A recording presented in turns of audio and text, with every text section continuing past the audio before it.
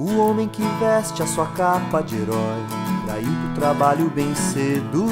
Bem-vindos ao Santo André na Lupa, um programa que percorre os territórios de nossa cidade para mostrar os mais diversos fazedores de cultura de cada região.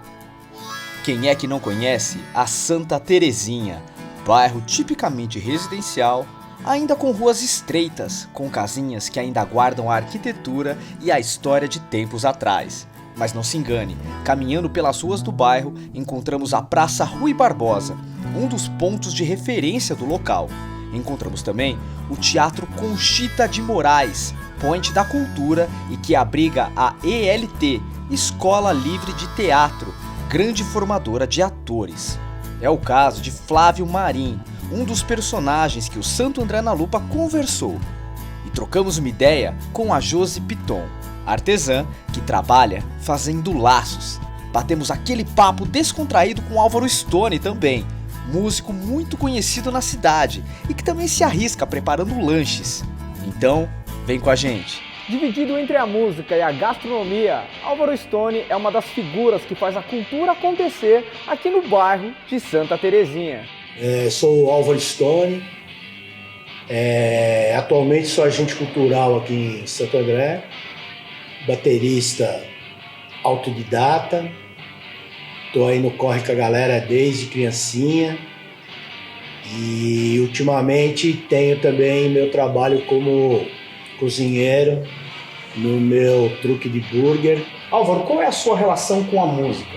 Eu comecei na música na sala de aula, terceiro ano, fundamental, quando entrou uma pessoa e disse que a escola ia ter uma fanfarra, e que se alguém quisesse participar dessa fanfarra, ela seria no horário da aula de educação física. Então eu rapidinho falei, não, vou pra fanfarra. E aí eles tinham colocado no pátio, bicho, uma porrada de instrumento, né, de bateria, né, tambores e tal. E aí eu me apaixonei pela caixa, e depois fui crescendo, e aí fui, né, me aproximando cada vez mais do som do tambor. Tô até hoje aí, me divertindo, né, não estudei, por isso que eu digo que é uma vida paralela. Então eu, ao invés de eu passar meus sábados jogando futebol no campinho, eu passava ouvindo Pink Floyd com 2 caixas de som assim na minha orelha e ficava o dia inteiro deitado assim ouvindo Pink Floyd, todo mundo achava que eu estava doente. E foi assim que eu cresci na música. E hoje em dia, quais bateristas você diria que te influenciaram mais pelo seu jeito de tocar? Quem que me chama a atenção mesmo é o batera do Pink Floyd, né, o Nicholas Mason, o Franklin Paulino, e hoje, na cena que eu vivo, eu tenho algumas influências. Tenho o Tuba, que é a batera da Gialos e da Nômade. O Tuba é o figuraça, Flávio Lazzarini. Adoro ver ele tocar, ele é o cara que tem... A batera dele ele cria conceitos diferentes, ele coloca instrumentos diferentes durante a levada do som. Álvaro, você também cozinha e tem um food truck. De onde surgiu essa ideia aí de trampar com comida, mano? Eu trabalhava num escritório que prestava serviço para quem precisasse desse órgão da prefeitura. Então a gente, né? E de um momento para o outro, esse espaço todo que é da prefeitura, que é um espaço gigante, foi doado pela Prefeitura de Santo André para o governo federal construir a Universidade Federal. E eu ali naquele, né, cara, preciso fazer outras coisas, escritório, mesmice, preciso buscar alguma coisa. Eu falei, porra, vai nascer uma Universidade Federal? E tinha uma casa gigante ali do lado que ia vagar, que também era um escritório. Eu falei, eu vou alugar essa casa e vou montar um bar para atender a universidade.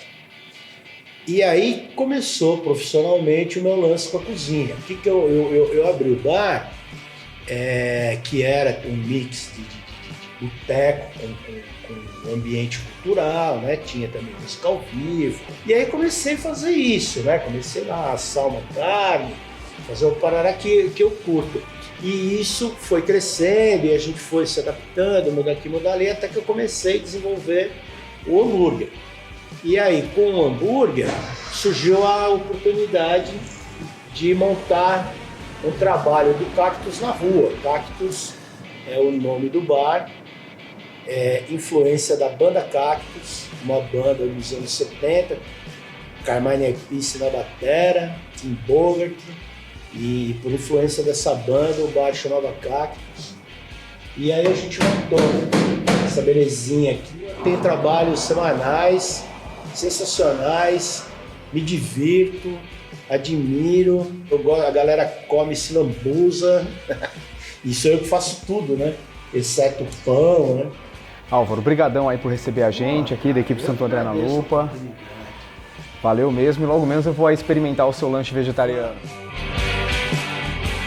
Sou Sinara Tomás, diretora e produtora no audiovisual. Fiz vários cursos livres em projetos de coletivo, como Ideia Coletiva de Campinas e Menino de Ceilândia de Brasília, e também no CAV de São Bernardo do Campo. Morando aqui no Santa Terezinha, produzi meu primeiro curta-metragem, O Segundas Impressões. Cláudia do Rosário, crítica de cinema do Rio de Janeiro, fala que o filme é sobre o verdadeiro olhar, o da simultaneidade exata da vivência. Alguns disseram ser imersivo, provocador, inquietante e até singelo. Analisa o cotidiano e aborda as relações humanas através do personagem Henrique, segundo Solange Fagliari. O filme foi finalista na mostra competitiva do Festival Filmae terceira edição em Brasília, em maio desse ano. Um festival inclusivo para filmes realizados com smartphone, a exemplo de muitos que já acontecem no mundo.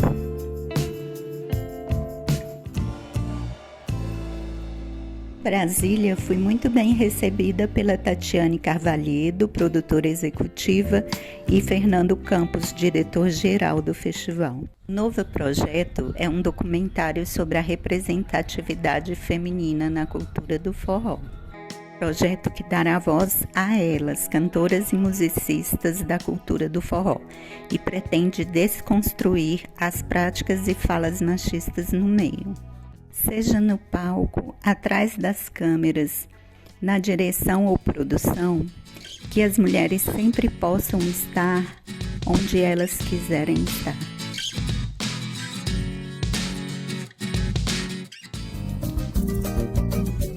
Dizem que das adversidades é que nascem as coisas mais bonitas. E foi exatamente o que aconteceu com Josi, que passou a se dedicar ao artesanato depois do nascimento prematuro de sua filha. Oi, gente, sou a Josi Piton, 41 anos, empreendedora no ramo de laços artesanais. Trabalho com laços há 10 anos. Josi, como foi que você se inspirou a começar a trabalhar com artesanato? Eu trabalhava como gerente administrativa, engravidei e nós queríamos muito uma menina, né? Com 6 meses de gestação ela nasceu. Adiantada, quis nascer mais rápido do que o momento. E aí no hospital ela nasceu pesando 1 quilo. Quando eu comecei a querer poder pôr roupinha, pôr as coisas nela, os laços ficaram todos muito grandes, né? Porque quando ela começou a vestir roupa, ela pesava 2 quilos. Ainda estava no hospital, mas pesava apenas 2 quilos. E aí eu comecei a remontar todos os laços dela, do que ela tinha para caber na cabeça, né? Então, diminuir as circunferências e mudar alguns produtos. Nessa de mudar, quando nós viemos para casa, ela já tinha ficado 3 meses no hospital, eu praticamente já teria que voltar a trabalhar, né, por a licença maternidade. Só que ela ainda tinha uma rotina de médicos muito grande, então eu decidi não voltar a trabalhar, a ficar cuidando dela. Nessa de ficar cuidando dela, eu comecei a montar os laços dela. Quando eu saía na rua, as pessoas perguntavam, que laço lindo! E aí a gente, aquele ditado mais certo, você ganhou um limão, faça uma limonada. por conta disso, eu comecei a fazer laços para ela e aí comecei a vender laço também.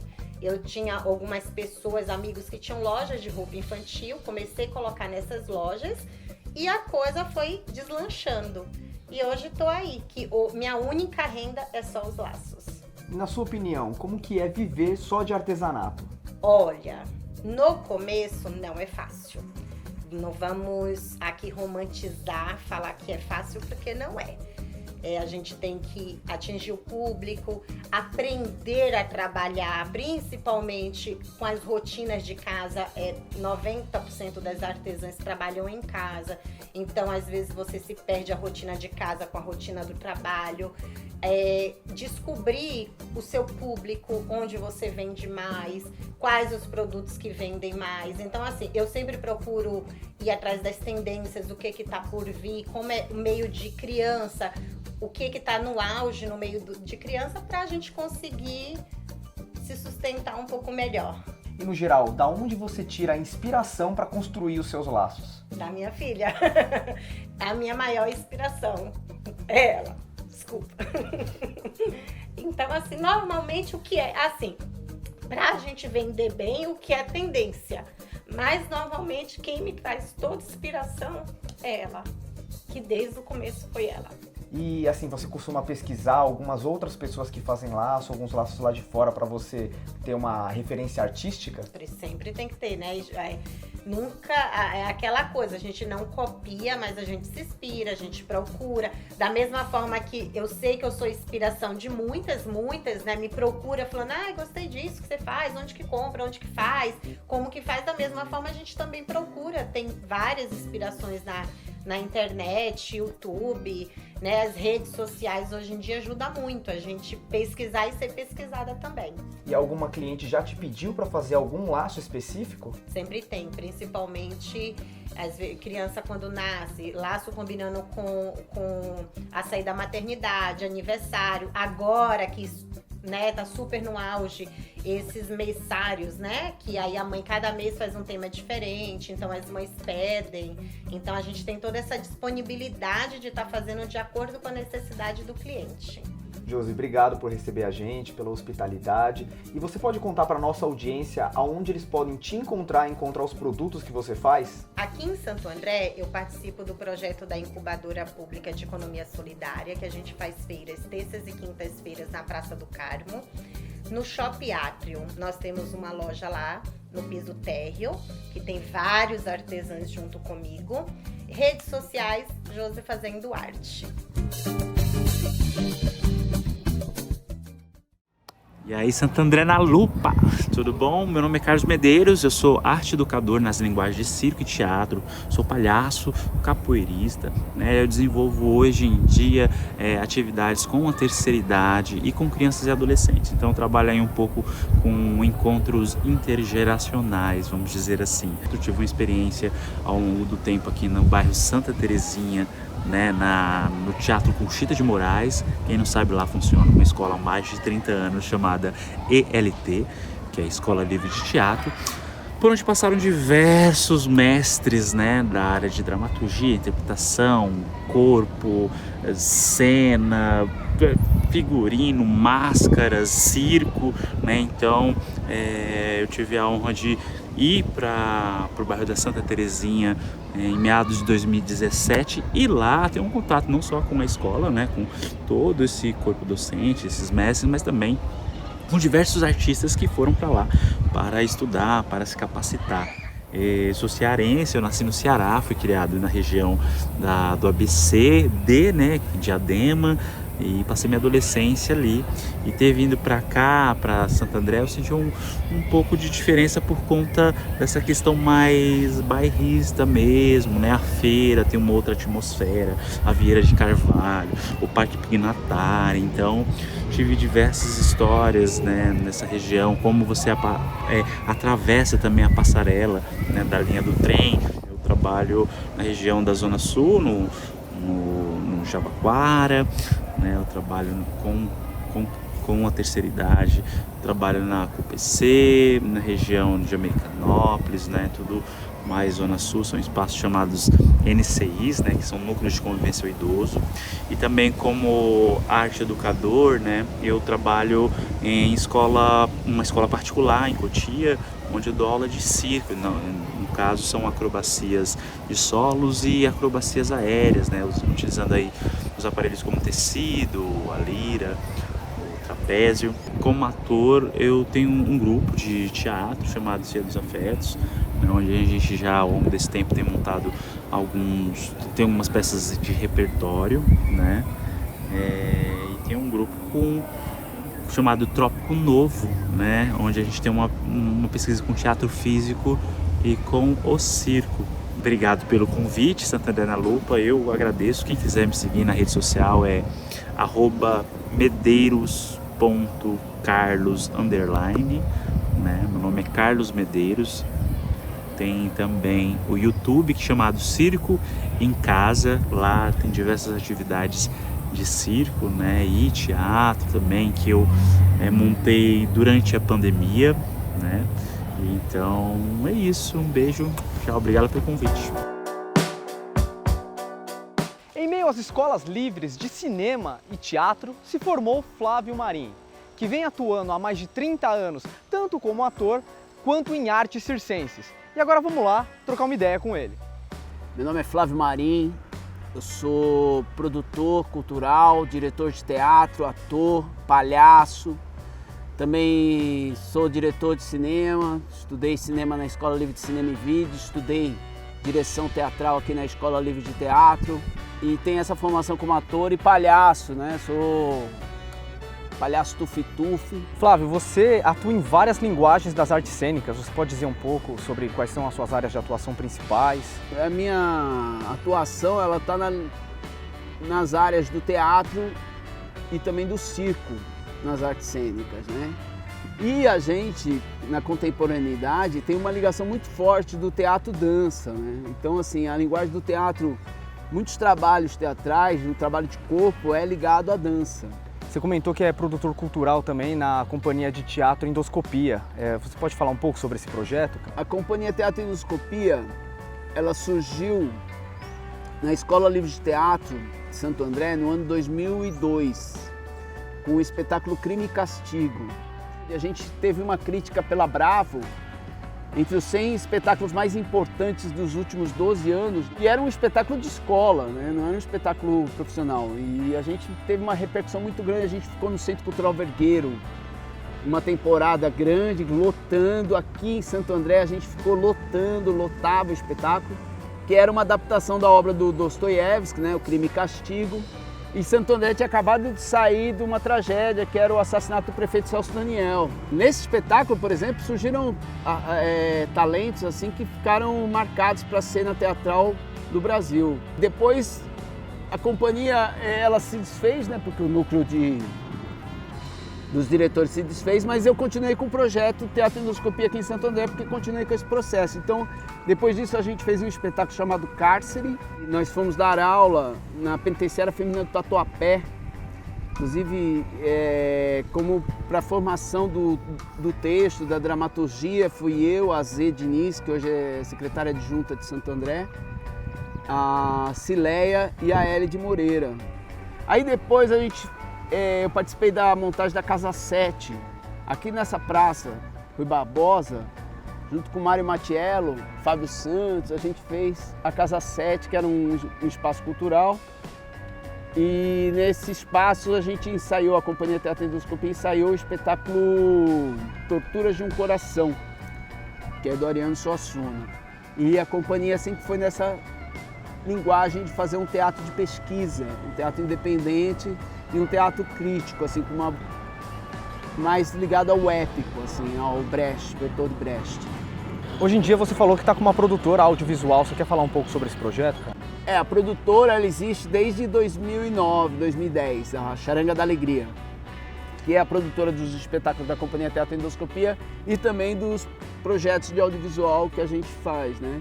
E agora a gente está com umas produções junto com o ICH, que é o Instituto Cultural Humanista aqui de Santo André, que tem a Charanga da Alegria junto com a produtora Consequências. E a gente está produzindo alguns projetos de audiovisual. A gente está com o projeto do Mordaça, que é um filme que fala sobre a tortura. A gente está fazendo projetos para fazer 2 documentários, um sobre a população indígena, mulheres indígenas do ABC, e também outro que a gente está falando sobre uma referência de uma trabalhadora da cultura de Santo André, que foi muito importante na história da Escola Livre de Teatro de Santo André, que é a Dona Beth.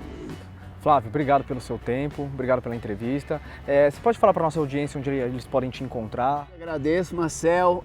Vocês podem me encontrar no canal do YouTube Teatro Endoscopia, tá? E também no Instagram Teatro Endoscopia. Aí vocês vão ter nossos trabalhos, nossos projetos e tá acompanhando. Também temos uma página tanto da Charanga da Alegria como do Teatro Endoscopia no Facebook. E a gente está sempre divulgando por lá, tá bom? No peito a dor de um sonhador, caminhos distantes, outro dia que voa em poucos instantes. Então o momento despertou. Era madrugada, mas o sol nele raiou.